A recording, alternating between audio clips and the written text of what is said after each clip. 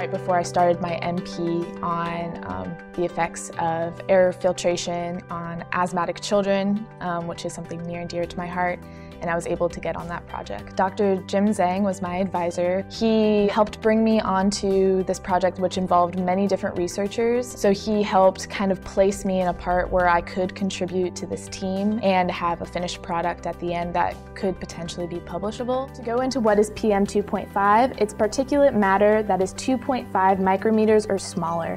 And to put this into context, a human hair strand is about 100 micrometers, so this is really small. Because of its small size, it can go deep into the lungs and cause a lot of inflammation or other oxidative stress at times. With asthmatic children, they already have decreased lung function or inflammation that's just kind of chronic, and having this additional exposure to these particulates can have increased results and increased respiratory effects for them.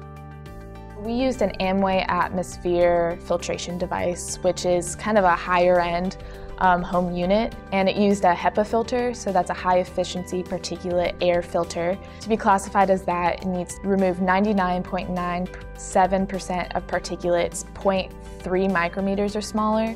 So the intervention of a filtration unit within a bedroom is hypothesized to reduce indoor PM 2.5 concentrations, thereby reducing personal exposure to PM 2.5 and having a positive health endpoint, which in this case would be an increase in your peak expiratory flow measurements. Throughout the study period, every single day, the individuals measured their PEF at 7 a.m. and 9 p.m. daily. They would blow 3 times into the meter and record their maximum value. I did find that PEF was significantly influenced by the intervention of the filtration device, and it did have a positive health endpoint of increased PEF.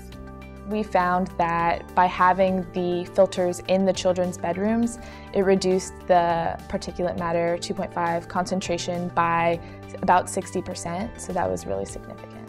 Having some justification that these filters actually do help this specific demographic hasn't been shown before, so that is something that I think filtration companies are going to be excited to hear about. The data analysis portion of this project is going to be the most helpful moving forward in my career.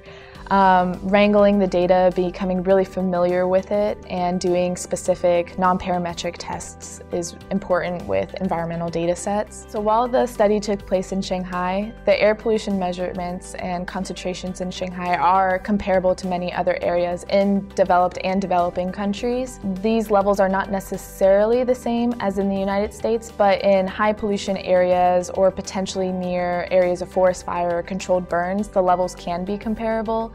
And so these results can extend beyond just the Shanghai region.